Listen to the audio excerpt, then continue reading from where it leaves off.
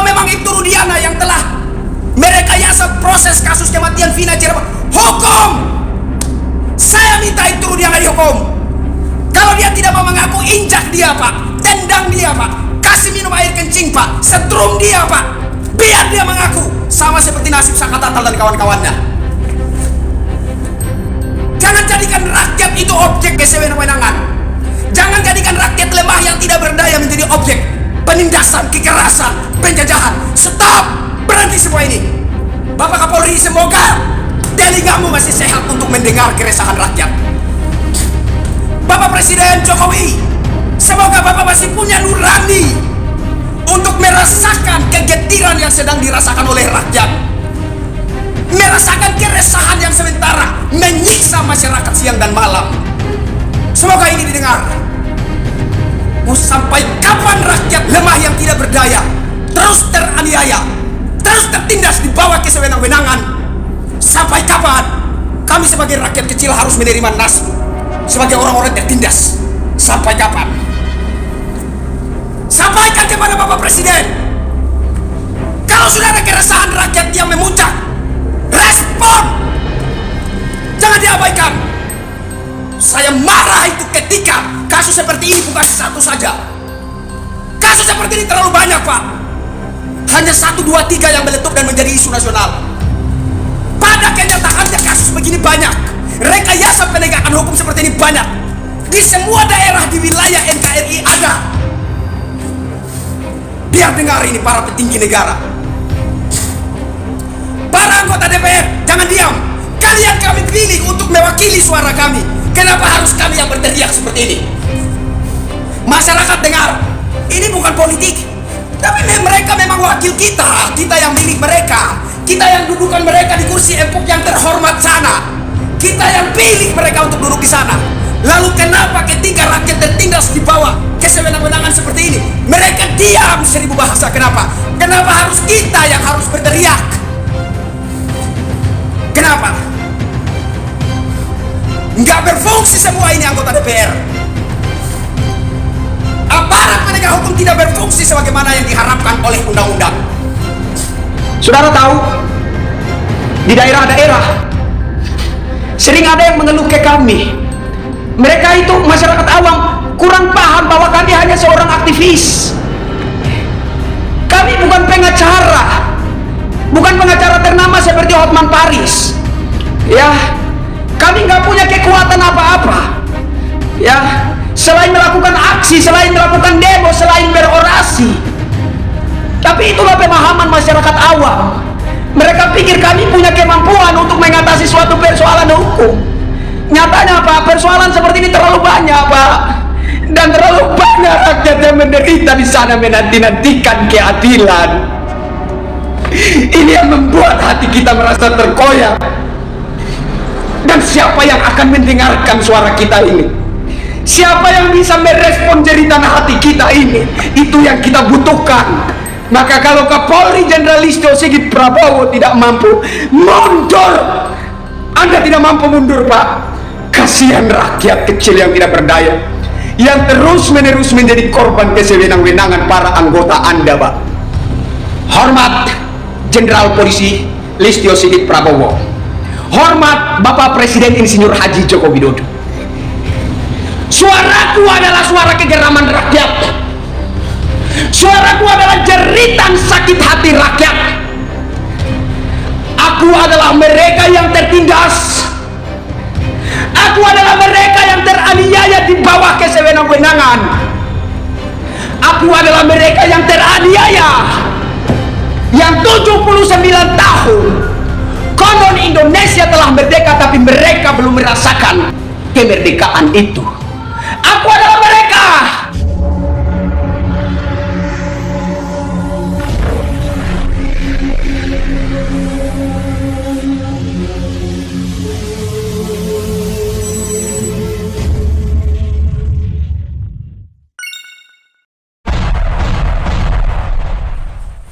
Saat ini semakin terkuak ya, satu demi satu semakin terkuak bahwasanya kasus kematian Vina Cirebon ini prosesnya ya merupakan rekayasa Ibtu Rudiana. Dan yang kita butuhkan kembali lagi ketegasan Kapolri Jenderal Listio Sigit Prabowo. Tapi kalau tidak bisa tegas, sebaiknya mundur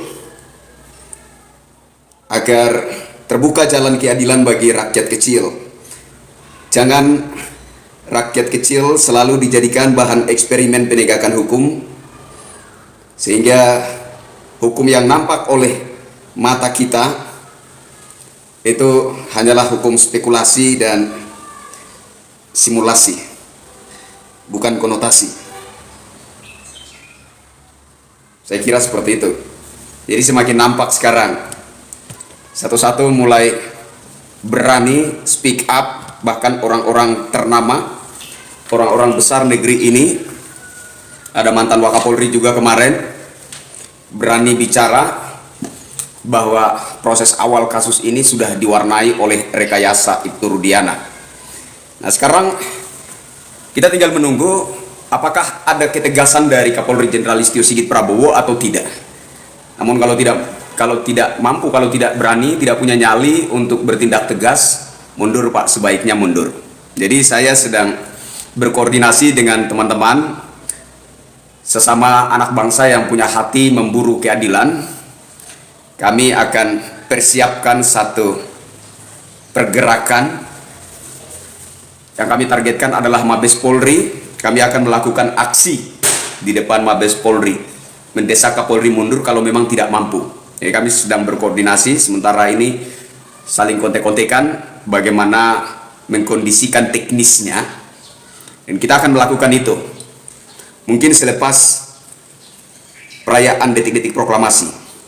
Kita akan laksanakan itu. Apabila Kapolri Jenderal Listio Sigit Prabowo belum juga bersikap tegas dan tidak mau mundur dari posisi jabatannya sebagai Kapolri, maka kita harus melakukan satu reaksi nyata demi keadilan itu menjadi milik rakyat. Jangan rakyat itu terus-menerus dijadikan bahan eksperimen penegakan hukum. Jangan rakyat kecil itu selalu tertindas di bawah kesewenang-wenangan. Dan kita juga berharap ada respon dari Presiden Jokowi. Semua tahu saya pendukung Presiden Jokowi.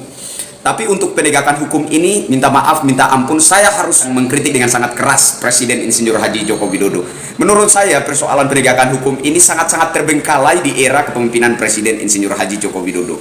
Sehingga wajar kalau ini kemudian menjadi dasar kritikan keras terhadap pemerintah. Begitu. Kenapa? Karena ini adalah kepentingan rakyat. Apa gunanya bangsa ini dibangun dengan canggih? Apa gunanya bangsa ini dipoles menjadi mewah, tapi rakyatnya tertindas di bawah kesewenang-wenangan? Apa gunanya semua yang dikerjakan oleh pemerintah kalau itu kemudian tidak dinikmati oleh rakyat? Rakyat justru merasa terjajah, rakyat justru merasa teraniaya, rakyat justru merasa tertindas di bawah kesewenang-wenangan oknum-oknum yang konon adalah aparat penegak hukum. Diberi kewenangan sebagai penegak hukum, bukannya menegakkan hukum, malah menindas rakyat kecil, melakukan simulasi penegakan hukum, dan rakyat menjadi bahan eksperimennya. Nah, ini tidak boleh dibiarkan terus-menerus.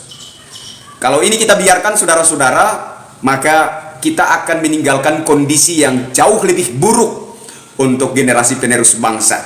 Kita akan meninggalkan kondisi yang jauh menyulitkan dan menyusahkan anak-anak dan cucu-cucu kita di masa depan. Maka tidak ada kata lain, kita harus melawan.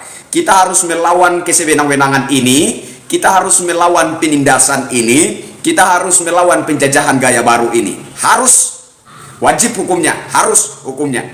Gak ada kata lain, kita harus melawan ini demi agar citra penegak hukum ke depannya itu lebih terpuji. Saya kira seperti itu, ya. Citra penegakan hukum di masa depan itu betul-betul konotasi, betul-betul merujuk kepada tegaknya hukum yang murni, bukan hukum skenario, bukan hukum rekayasa, tapi betul-betul tegaknya hukum yang murni, semurni-murninya sebagaimana yang diharapkan oleh bangsa dan rakyat Indonesia. Saya rasa begitu. Jadi saudara-saudara, kemarin ada yang komen begini. Kemarin ada yang komen di salah satu VT saya, ya. Teriak keadilan itu sama hakim. bukan sama polisi. Nah ini, ya, saya mengerti bahwa Anda hanya sedang mencoba membodohi masyarakat awam. Ya, saya mengerti bahwa Anda hanya sedang mencoba membodohi masyarakat awam. Teriak keadilan itu sama hakim, jangan sama polisi katanya. Begini saudara, hakim, ya, saya ibaratkan seperti proses membuat kue. Ya, proses penegakan hukum, saya ibaratkan seperti proses pembuatan kue. Jadi sebelum kita membuat kue, memasak kue, itu ada bahan-bahan yang kita sediakan, kan? Bahan-bahan yang kita ramu. Dan itulah awalnya. Nah, aparat penegak hukum khususnya Polri, menurut saya tugasnya untuk meramu bahan-bahan itu. Oke? Tugasnya adalah meramu bahan-bahan untuk pembuatan kue, contoh. Nah, kemudian setelah bahan-bahan itu lengkap, dianggap lengkap, maka itu akan dilimpahkan kepada kejaksaan. Kemudian kejaksaan akan menggodok itu, menjadikannya adonan. Contoh ya, ini ilustrasi ya. Kejaksaan akan menggodok itu hingga menjadi adonan, dinyatakan lengkap, kemudian menjadikan itu adonan, menggodok itu menjadi adonan, kemudian dari itu dilimpahkan kepada pengadilan. Jadi pengadilan bertugas untuk memasak adonan tersebut. Jadi tidak bisa kita katakan kalau mau teriak keadilan itu sama hakim, bukan sama polisi. Keliru, Anda keliru. Atau bahkan mungkin Anda mengerti, tapi Anda hanya sedang mencoba membodoh-bodohi masyarakat awam. Polri adalah pelaksana teknis awal, ujung tombak.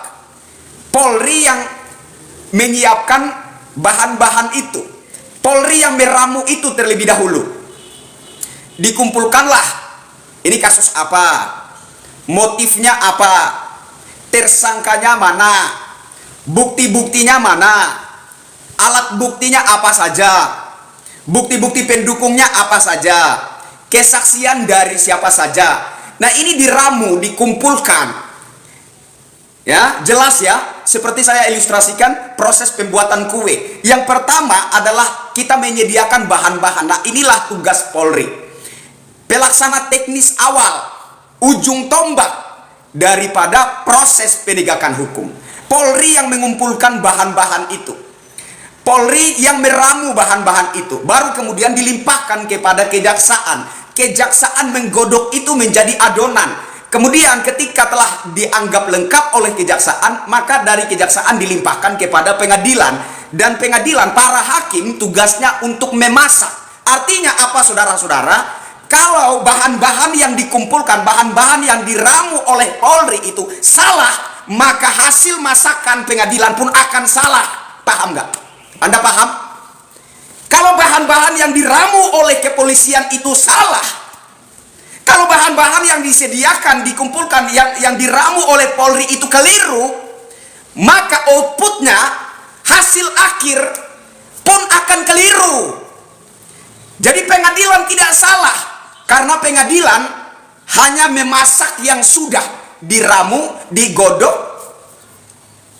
Pengadilan hanya memasak apa yang sudah diramu oleh Polri, digodok menjadi adonan oleh kejaksaan. Pengadilan hanya memasak itu.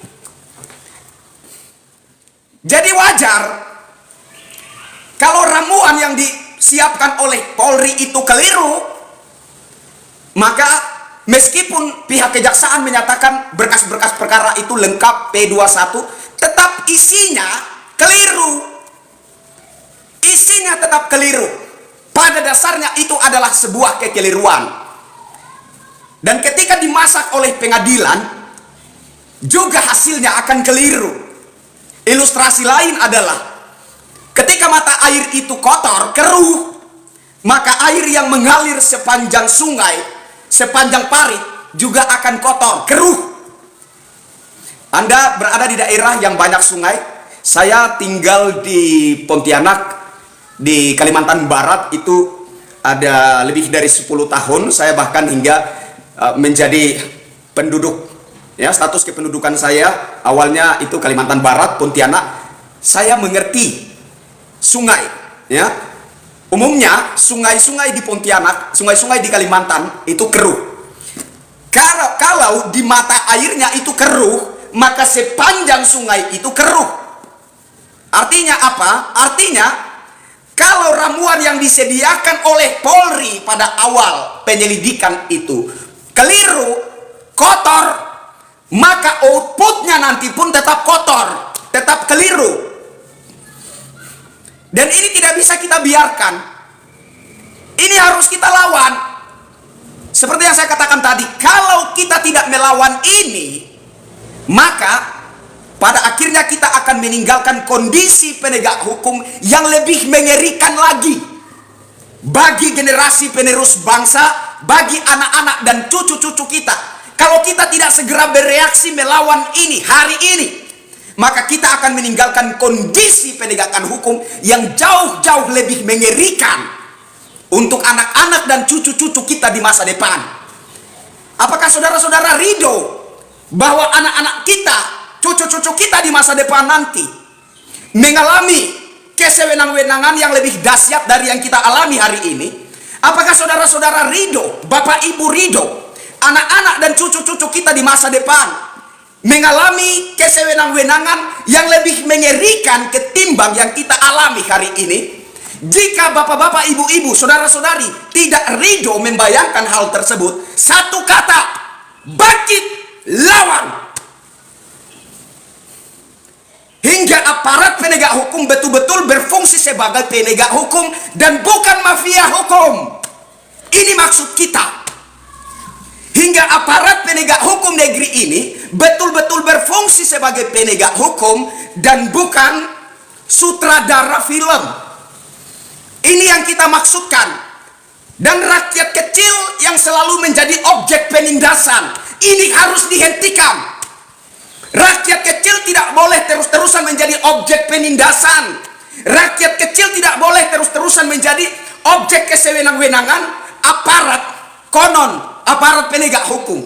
Mereka yang diberi kewenangan oleh negara untuk menegakkan hukum, menegakkan keadilan, menghadirkan ketentraman, menghadirkan perlindungan bagi rakyat, justru menjadi penjajah gaya baru yang menindas rakyat dengan sewenang-wenang. Ini harus kita lawan, ini harus kita akhiri agar kita meninggalkan kondisi penegakan hukum yang lebih terpuji, yang lebih murni, untuk nanti kita wariskan kepada generasi penerus bangsa.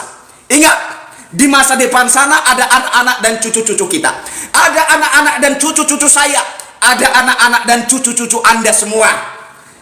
Maka tidak ada kesimpulan lain. Kita harus melawan ini demi kesejahteraan anak-anak dan cucu-cucu kita di masa depan. Tap-tap layar, silakan di-share live ini. Oke, yang mau rekam layar, yang mau nge-download silakan. Disebarkan. Kita minta Kapolri tegas.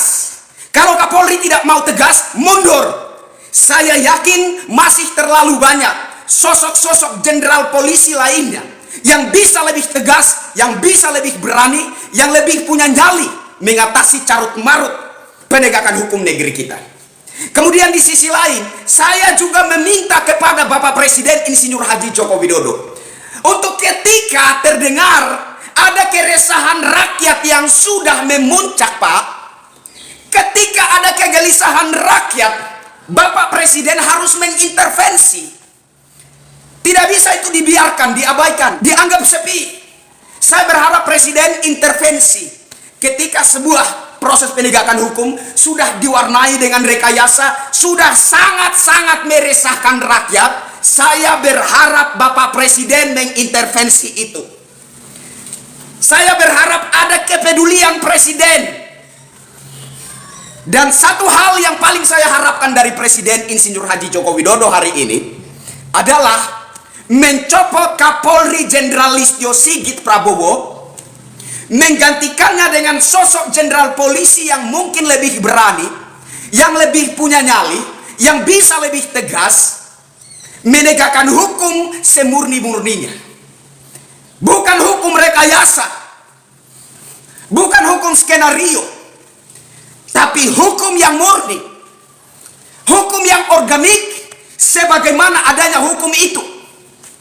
Saya berharap ini didengar dan direspon oleh Presiden Insinyur Haji Joko Widodo yang dikagumi dan dicintai oleh rakyat. Tolong agar ini direspon, agar ini diintervensi. Presiden tidak boleh menganggap sepi dengan keresahan masyarakat yang sudah memuncak hari ini. Presiden tidak boleh menganggap sepi kegelisahan rakyat. Presiden tidak boleh menganggap sepi segala jeritan hati rakyat.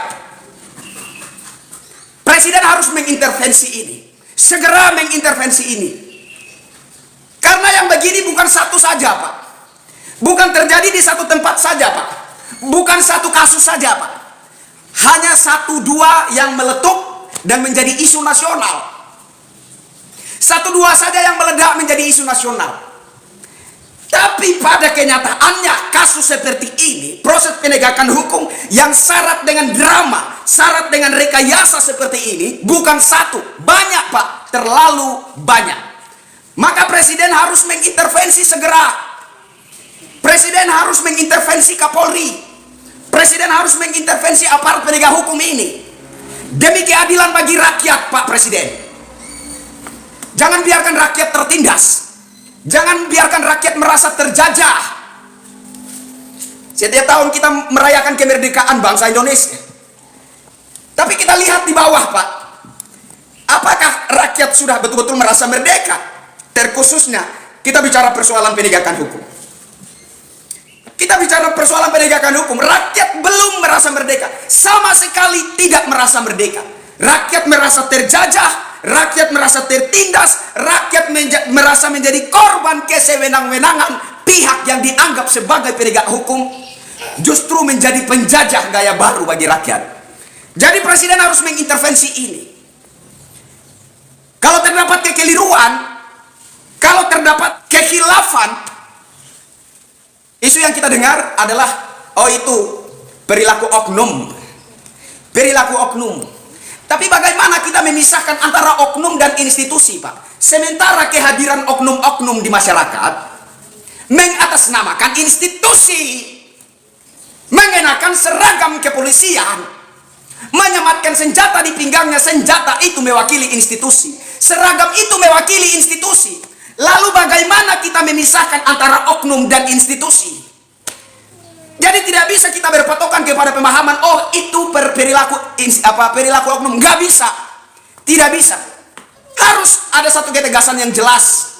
Kalau itu adalah oknum, maka saya secara pribadi beranggapan oknum itu adalah sampah institusi. Dan sesuatu kalau disebut sampah, Pak, kotoran, Pak, itu tidak ada gunanya. Sampah itu mengganggu, sampah itu merusak. Jadi kalau ada kekeliruan dalam proses penegakan hukum dan itu dianggap perilaku oknum, maka oknum itu adalah sampah-sampah institusi. Sampah-sampah itu harus segera dibuang agar institusi itu menjadi bersih dan dihormati oleh rakyat. Kan seperti itu.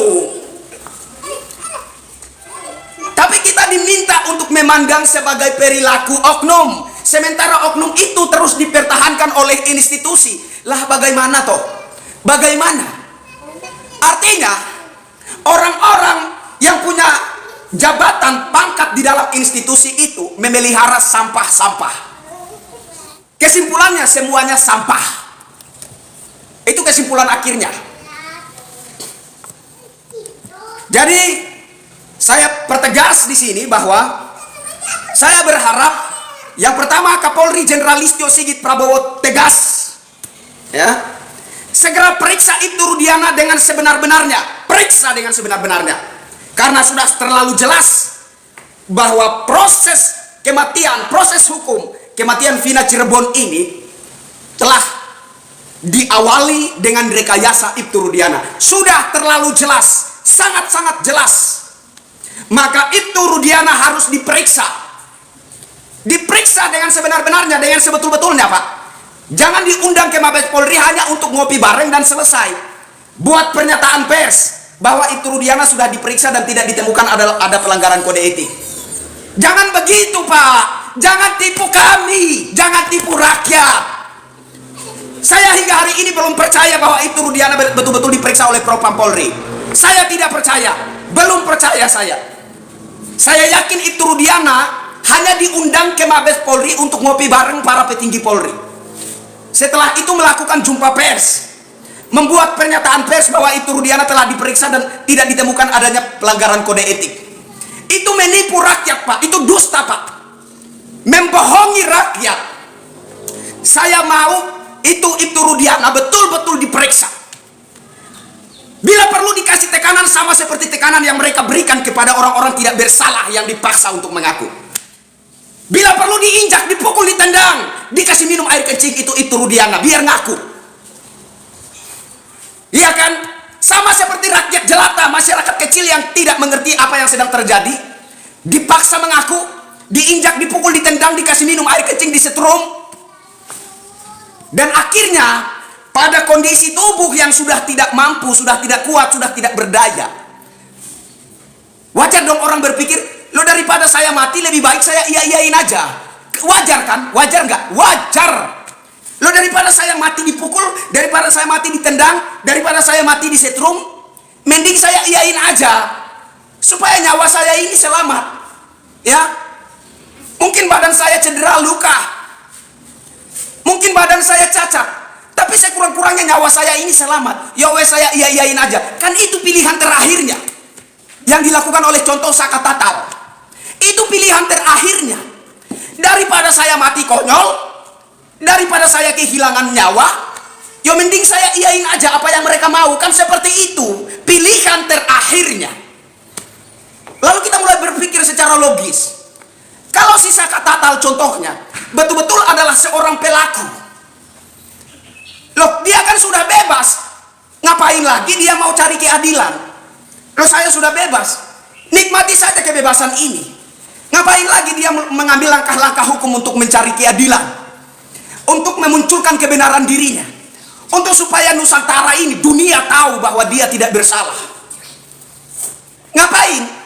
Kalau Saka Tatal adalah benar-benar sebenar-benarnya pelaku, ngapain dia harus susah payah? Ngapain harus melakukan langkah-langkah hukum untuk memunculkan kebenaran dirinya? Dia sudah bebas kok. Saya sudah bebas, Pak. Ya, saya nikmati kebebasan saya. Itu yang semestinya, secara logika, itu yang semestinya dilakukan oleh Saka Tatal. Bagaimanapun juga saya sudah bebas, dan saya akan nikmati kebebasan saya. Tapi kenapa Saka Tatal dengan kuasa hukumnya melakukan langkah-langkah hukum untuk mendapatkan kebenaran dirinya? Kenapa? Karena dalam dirinya ada ketidakpuasan, dalam dirinya ada pemberontakan. Saya tidak melakukan suatu kesalahan apapun seperti yang dituduhkan kepada saya. Kenapa saya harus menjalani nasib sebagai orang terhukum? Ada ketidakpuasan dalam batin ini ketika Anda tidak bersalah dan Anda harus menjalani nasib sebagai orang terhukum. Itu yang dialami oleh Saka Tatal.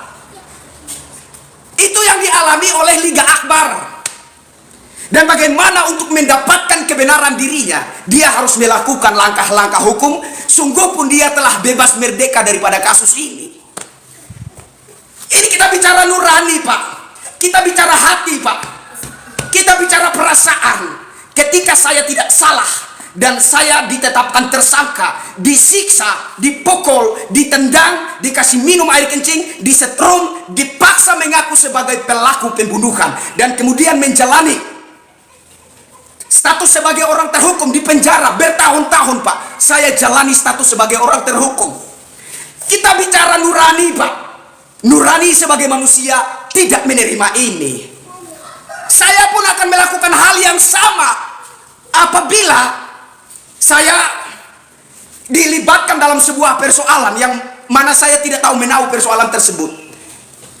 Kemudian saya ditetapkan sebagai tersangka. Saya disiksa, dipukul, ditendang, dikasih minum air kencing, disetrum, dipenjara bertahun-tahun. Ketika saya keluar, sudah pasti saya akan melakukan langkah-langkah hukum untuk memunculkan kebenaran diri saya, bahwa sesungguh-sungguhnya saya tidak bersalah. Sesungguh-sungguhnya saya tidak terlibat dalam suatu insiden yang disangkakan kepada diri saya. Wajar harus langkah itu diambil. Wajar sekali langkah yang diambil oleh Saka Tatal. Wajar sekali langkah yang diambil oleh Liga Akbar. Dan para pendamping hukumnya, para pengacara yang mendampingi Saka Tatal, yang mendampingi siapa namanya Peggy Setiawan, yang mendampingi Liga Akbar, yang mendampingi Dede, itu pengacara-pengacara yang sangat-sangat mulia. Mereka orang-orang yang mulia, mulia hatinya, mulia akhlaknya. Mereka adalah orang-orang yang sudah pasti menjunjung tinggi nilai kemanusiaan. Nah, bagaimana dengan Pitra? Pitra itu orang bayarannya itu Rudiana. Terus melakukan blunder, tapi sok bener gitu. Terus melakukan blunder yang berulang-ulang, tapi merasa diri bener. Itu si Pitra. Narasinya ngancem PK Saka Tatal. Ya, kalau itu tidak terbukti, Saka Tatal bisa dituntut hukuman lebih tinggi lagi. Sudah Pak, stop, berhenti ancamanmu. Anda hanya pengacara Ibtu Rudiana. Profesional lah dengan status Anda sebagai pengacara Ibtu Rudiana. Oke? Jangan ngancam-ngancam rakyat. Anda hanya seorang pengacara. Juga itu ibu siapa? Ya, kawannya Pitra itu. Ngancam-ngancam si Dede. Anda belum di penjara, nanti kalau di penjara baru tahu kau nangis kau. Jangan ngancam rakyat, Bu, bajingan kau. Segala warga negara bersamaan kedudukannya di muka hukum dan pemerintahan.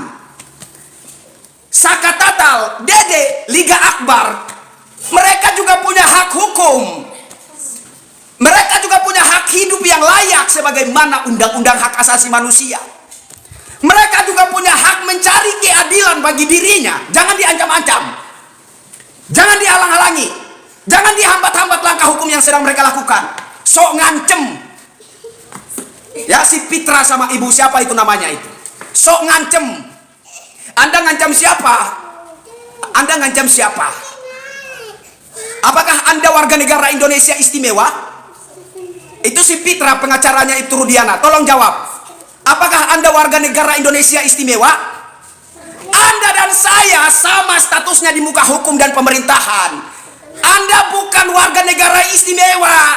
Kita semua sama statusnya di muka hukum dan pemerintahan. Jangan sok ngancam orang. Oh, kalau PK-nya itu tidak terbukti, Saka Tatal bisa dituntut hukuman yang lebih tinggi. Mana ada proses hukum seperti itu? Ya, mana ada? Peninjauan kembali itu kepentingannya adalah untuk membuktikan apakah Saka Tatal ini betul-betul tidak bersalah seperti argumennya ataukah tidak.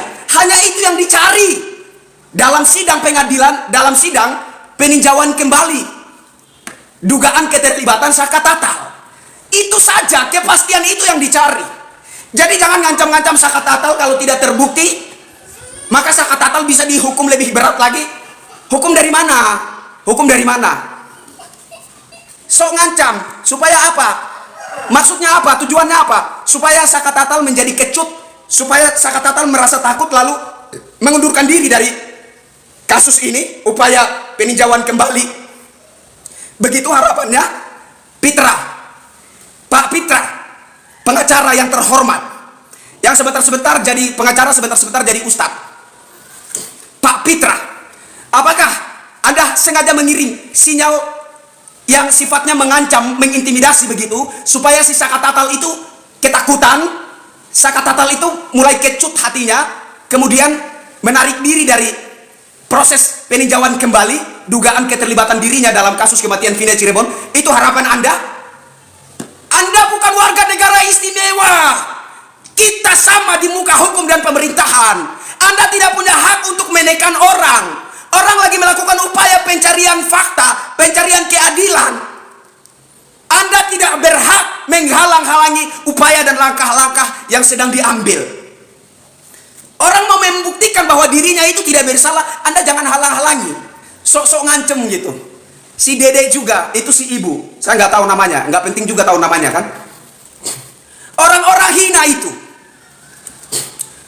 membiarkan rakyat kecil teraniaya, membiarkan rakyat kecil tertindas di bawah kesewenang-wenangan, tidak mengedepankan rasa kemanusiaan, tidak menjunjung tinggi nilai kemanusiaan, tidak peduli segala kejadian pelanggaran HAM yang terjadi terhadap rakyat kecil yang tidak bersalah, yang tidak berdosa, yang tidak ada kait-mengaitnya dengan kasus kematian Vina Cirebon, membiarkan mereka, tidak mempedulikan itu, menganggap sepi segala penderitaan, segala siksaan, segala penindasan yang mereka alami.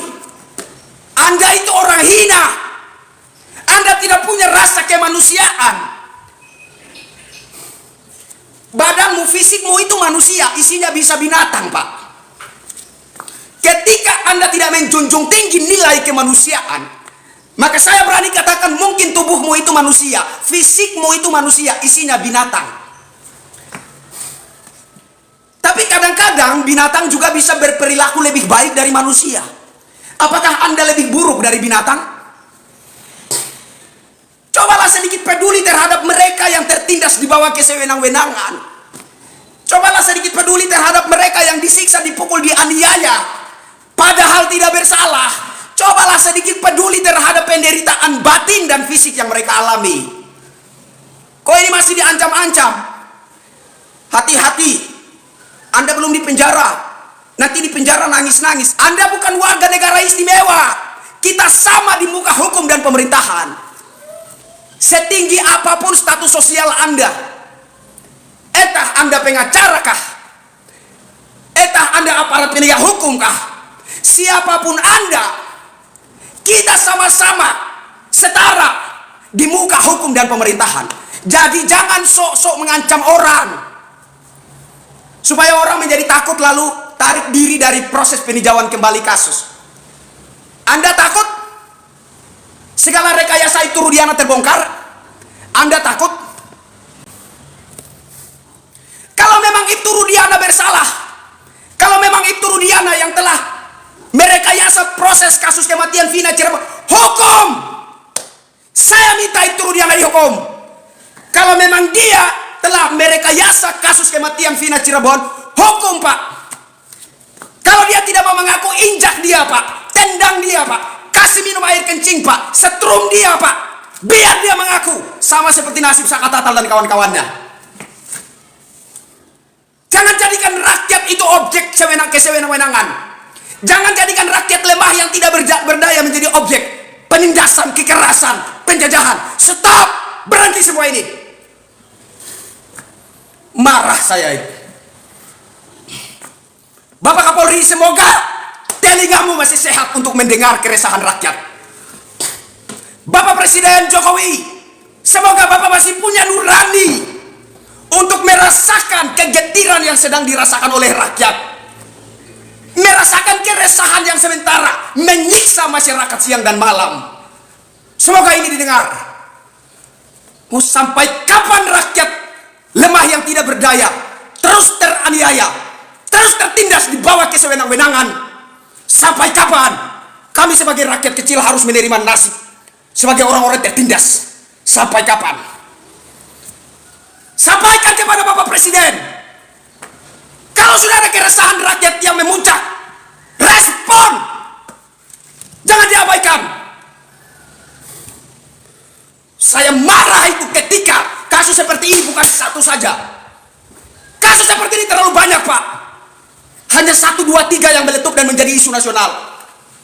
Pada kenyataannya kasus begini banyak. Rekayasa penegakan hukum seperti ini banyak. Di semua daerah di wilayah NKRI ada. Biar dengar ini para petinggi negara. Para anggota DPR, jangan diam. Kalian kami pilih untuk mewakili suara kami. Kenapa harus kami yang berteriak seperti ini? Masyarakat dengar. Kalau ada pemilihan umum, pilcaleg, pilihlah orang-orang itu yang seperti Kang Deddy Mulyadi. Ini bukan politik, tapi mereka memang wakil kita. Kita yang milih mereka. Kita yang dudukan mereka di kursi empuk yang terhormat sana.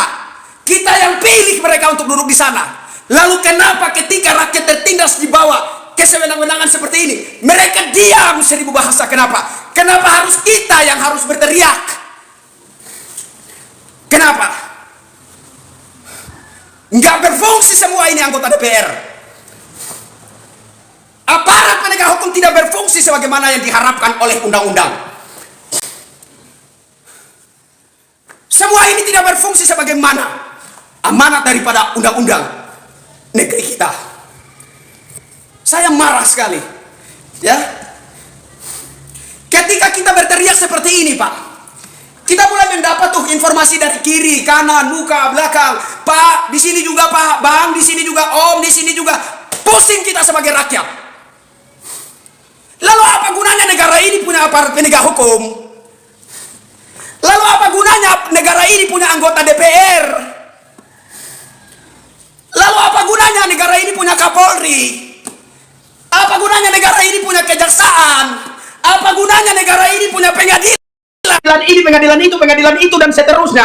Apa guna semua ini kalau semua itu tidak berfungsi sebagaimana yang diharapkan oleh rakyat? Ya, saya marah sekali. Alasan saya jelas, bahwa kasus seperti ini bukan satu, bukan dua, bahkan hampir di seluruh wilayah Republik ini ada, Pak. Hanya 1, 2, 3 yang meledak menjadi isu nasional. Pada kenyataannya kasus seperti ini banyak, terlalu banyak. Dan bagaimana supaya ini semua bisa kita akhiri? Kapolri harus orang yang tegas. Kapolri harus sosok yang punya nyali. Kapolri harus seorang pemberani, berani melawan arus mafia hukum. Kalau Kapolri Jenderal Listio Sigit Prabowo tidak berani, mundur. Beri kesempatan kepada sosok jenderal polisi yang lebih berani untuk memunculkan kebenaran dan keadilan bagi rakyat. Itu maksud saya. Kalau kita diam, saudara, satu, kita hanya sedang menunggu giliran menjadi korban rekayasa penegakan hukum. 1, 2, kita akan meninggalkan kondisi penegakan hukum yang jauh lebih buruk, jauh lebih mengerikan, dan itu akan kita wariskan kepada generasi penerus bangsa.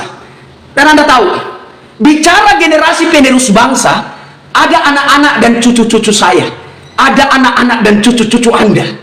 Jangan diam demi kesejahteraan hidup bagi anak-anak dan cucu-cucu kita, demi agar anak-anak dan cucu-cucu kita mengalami suatu kondisi penegakan hukum yang lebih terpuji. Itu yang sedang kita perjuangkan. Anda yang mengabuli saya, Anda yang ngolong-ngolong saya, Anda belum ngalamin, Pak, menjadi korban kesewenang-wenangan. Anggota keluarga Anda belum ngalamin menjadi korban rekayasa penegakan hukum. Anda mesti ngalamin, dan saya doakan Anda ngalamin. Semoga Anda tidak alami, tapi lebih baik Anda alami. Iya kan? Karena ketika Anda mengalami itu, Anda baru mengerti, Anda baru tahu, wahai betapa rasa pedihnya itu. Ketika Anda tidak bersalah dan ditetapkan sebagai orang bersalah, diinjak, dipukul, ditendang, disetrum, dikasih minum air kencing, dipenjara. Saya doakan Anda dan sana keluarga Anda tidak mengalami itu. Tetapi ada lebih-lebih baiknya Anda dan anggota keluarga Anda mengalami itu, supaya Anda juga bisa merasakan, wahai betapa pedihnya itu, betapa bengisnya itu. Biar paham kau. Silakan Anda ngebully saya, silakan Anda golok-golok saya. Saya anggap tubuhmu manusia, hatimu iblis. Oke? Jangan kita biarkan ini terjadi terus. Kita minta respon tegas dari Kapolri Jenderal Listio Sigit Prabowo. Kita minta respon serius dari Presiden Insinyur Haji Joko Widodo, agar keadilan itu betul-betul menjadi milik rakyat. Itu tujuan kita, agar rakyat itu tidak terus-terusan jadi bahan eksperimen penegakan hukum. Jangan. Apakah kasus Vina ini kasus kecelakaan? Saya nggak peduli dengan itu. Apakah kasus ini kasus pembunuhan? Saya juga tidak peduli dengan itu. Yang saya peduli adalah ketika rakyat tidak bersalah dijadikan bersalah. Yang saya peduli adalah ketika rakyat yang tidak tahu menahu kasus ini kemudian ditetapkan tersangka dan dipenjara bertahun-tahun. Di mana rasa kemanusiaan kalian? Keluarganya Vina, saya merasa ada yang janggal juga ya dengan kakaknya Vina ya. Melihat beberapa jejak digital kedekatannya dengan keluarga Ibtu Rudiana, ini membuat saya merasa janggal sekali ya. Janggal sekali. Jadi menurut saya kakaknya Vina ini juga patut diperiksa. Ada apa kedekatannya dengan keluarga Ibtu Rudiana? Apakah mereka saling terafiliasi untuk menciptakan skenario ini?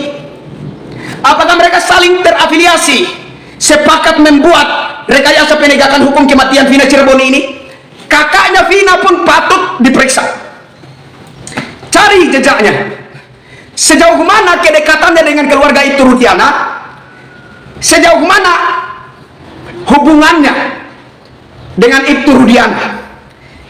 Dengan beberapa lagi ya, dengan ada satu keluarga lagi yang cukup disoroti, yang diduga anaknya termasuk terlibat dalam kasus kematian Vina Cirebon ini. Ya, kakaknya Vina juga terlihat begitu akrab. Ya kan, ada apa kakaknya Vina ini? Ya. Kemudian menurut saya itu film Vina Sebelum 7 Hari juga patut diperiksa. Siapa sutradaranya? Siapa sutradaranya itu film Vina Sebelum 7 Hari? Apa tujuannya menciptakan film tersebut? Berapa biaya film itu dibuat? 20 miliar, 30 miliar film Vina Sebelum 7 Hari itu dibuat. Ya, berapa biayanya? 20 atau 30 miliar? Atau jangan sampai 100 miliar? Itu film film Vina Sebelum 7 Hari itu. Jangan sampai 100 miliar atau bahkan bisa lebih dari 100 miliar. Karena saya melihat film itu profesional sekali, ya kan? Jangan sampai lebih dari 100 miliar itu biaya pembuatan film Vina Sebelum 7 Hari itu. Tujuannya apa? Untuk berbagi penghasilan dengan keluarga Vina, kemudian sama-sama sepakat untuk membuat rekayasa penegakan hukum? Ataukah apa motifnya? Apa tujuannya? Itu juga perlu diperiksa. Bapak Kapolri semoga dengar ini. Ya, kalau Bapak Kapolri tidak mampu mendengar ini, Bapak minggir saja deh. Ya, kami sudah muak dengan semua ini. Capek, Pak, menjadi pihak yang merana di bawah kesewenang-wenangan. Kami rakyat sudah capek dengan semua ini. Dan kami menanti-nantikan sosok siapa yang bisa menjadi pimpinan aparatur penegak hukum, khususnya Polri, untuk betul-betul bisa menghadirkan perlindungan dan keadilan itu bagi kami sebagai rakyat. Ya, saya kira seperti itu. Silakan tap-tap layar, silakan share. Ya, yang bisa nge-download live stream ini, download, sebarkan. Ya, biar Kapolri dengar, biar Presiden dengar, biar Ibtu Rudiana dengar. Kalau mereka terusik, merasa terganggu, mereka kirim orang untuk cari saya, bunuh saya, tembak, nggak ada urusan. Yang penting saya akan mewariskan kondisi penegakan hukum yang lebih terpuji bagi anak-anak dan cucu-cucu saya. Itu tujuan saya. Kalau mereka merasa terusik, suruh orang cari saya, bunuh saya. Intinya saya akan mewariskan kondisi penegakan hukum yang lebih baik, lebih terpuji bagi anak-anak dan cucu-cucu saya ke depan. Itu tujuan saya. Dan ini harus menjadi pemahaman kita bersama. Ini harus menjadi kesepakatan kita bersama bahwa ini adalah kebutuhan kita, kebutuhan anak-anak dan cucu-cucu kita. Saudara-saudara sebangsa setanah air, terkhususnya di wilayah Jawa Barat dan sekitarnya, siapkan pergerakan. Saya hadir sebagai salah satu ujung tombak gerakan geserkan Kapolri. Silahkan kondisikan pergerakan, saling berkoordinasi, siapkan kelompok-kelompok masyarakat. Kita bikin pergerakan. Desa Kapolri mundur, dia tidak mampu menghadirkan keadilan bagi rakyat. Terkhususnya saudara-saudara di wilayah Jawa Barat dan sekitarnya, saya Kristianto Yononi, saya minta kondisikan kelompok-kelompok masyarakat, para pemburu keadilan, kumpulkan mereka, mari kita buat satu kesepakatan, ya. Kita serbu Mabes Polri, kita desak Kapolrinya mundur. Kapolri tidak mampu menghadirkan keadilan bagi rakyat, mundur agar ada sosok jenderal lain yang menggantikan posisi Anda. Kami berdiri, kami bersuara demi agar keadilan menjadi milik rakyat. Kalau Anda tidak mampu merealisasikan itu, mundur, Pak. Kami marah sebagai rakyat kecil, kami marah. Siapkan pergerakan. Saya akan hadir sebagai ujung tombak, khususnya buat saudara-saudari, Bapak Ibu di wilayah Jawa Barat dan sekitarnya. Siapkan pergerakan. Kalau nggak ada yang berani pimpin, saya yang pimpin. Kita serbu Mabes Polri, kita desak Kapolri mundur hari itu juga. Anda tidak pantas untuk pimpinan aparat penegak hukum. Anda tidak memenuhi unsur kelayakan, karena tujuan Anda di situ adalah untuk membuat keadilan menjadi milik rakyat, tapi Anda gagal total dan Anda tidak punya malu masih bertahan di posisi itu. Silakan siapkan pergerakan, saya akan turun. Kalau nggak ada yang berani pimpin massa, saya yang pimpin massa. Desak Kapolri mundur, ganti dengan sosok jenderal polisi yang lebih berani dan lebih punya nyali untuk menghadirkan keadilan itu menjadi milik rakyat. Itu yang kita butuhkan, itu yang kita harapkan. Tidak lain dan tidak lebih daripada keadilan bagi rakyat jelata. Itulah yang sangat kita butuhkan, itu yang sangat kita nanti-nantikan. Saudara tahu, di daerah-daerah sering ada yang mengeluh ke kami. Mereka itu masyarakat awam kurang paham bahwa kami hanya seorang aktivis. Kami bukan pengacara, bukan pengacara ternama seperti Hotman Paris. Ya, kami nggak punya kekuatan apa-apa. Ya, selain melakukan aksi, selain melakukan demo, selain berorasi. Tapi itulah pemahaman masyarakat awam. Mereka pikir kami punya kemampuan untuk mengatasi suatu persoalan hukum. Nyatanya Pak, persoalan seperti ini terlalu banyak Pak, dan terlalu banyak rakyat yang menderita di sana menanti-nantikan keadilan. Ini yang membuat hati kita merasa terkoyak. Dan siapa yang akan mendengarkan suara kita ini? Siapa yang bisa merespon jeritan hati kita ini? Itu yang kita butuhkan. Maka kalau Kapolri Jenderal Listio Sigit Prabowo tidak mampu mundur, Anda tidak mampu mundur Pak. Kasihan rakyat kecil yang tidak berdaya, yang terus-menerus menjadi korban kesewenang-wenangan para anggota Anda Pak. Kan ini tujuan kita, nggak ada lain. Tujuan kita adalah keadilan itu benar-benar ditegakkan dan menjadi milik rakyat. Itu tujuan kita. Semata-mata itu, nggak ada lain yang kami cari, nggak ada lain yang kami butuh. Keadilan bagi rakyat kecil. Hentikan segala penindasan terhadap rakyat kecil. Hentikan segala kesewenang-wenangan bagi rakyat kecil. Hentikan segala penindasan, hentikan segala penjajahan terhadap rakyat kecil. Buktikan kepada kami bahwa Indonesia telah merdeka. Buktikan kepada kami bahwa keadilan masih ada. Itu harapan kami.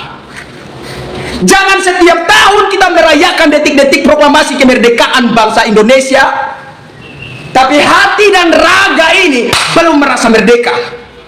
Jauh dari kata merdeka.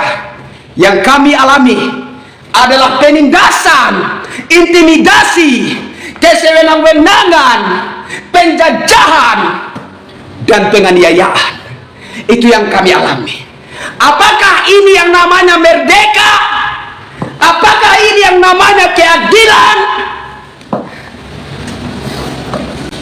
Hormat Jenderal Polisi Listio Sigit Prabowo, hormat Bapak Presiden Insinyur Haji Joko Widodo. Suaraku adalah suara kegeraman rakyat. Suaraku adalah jeritan sakit hati rakyat. Aku adalah mereka yang tertindas. Aku adalah mereka yang teraniaya di bawah kesewenang-wenangan. Aku adalah mereka yang teraniaya, yang 79 tahun konon Indonesia telah merdeka, tapi mereka belum merasakan kemerdekaan itu. Aku adalah mereka yang tertindas di bawah penjajahan gaya baru. Dengarkan wahai Bapak Kapolri, dengarkan wahai Presidenku Insinyur Haji Joko Widodo. Hentikan semua ini, cukupkan semua ini. Ini adalah suara kegeraman rakyat. Ini adalah suara kemarahan rakyat. Ini adalah suara keputusasaan rakyat. Semoga ini bisa sedikit menyentuh kolbu kalian. Dan semoga ini bisa menghidupkan rasa kemanusiaan kalian, wahai bapak-bapak yang terhormat, yang mulia, yang agung di Republik ini. Semoga ini bisa sedikit menyentuh, membangkitkan rasa kemanusiaan kalian.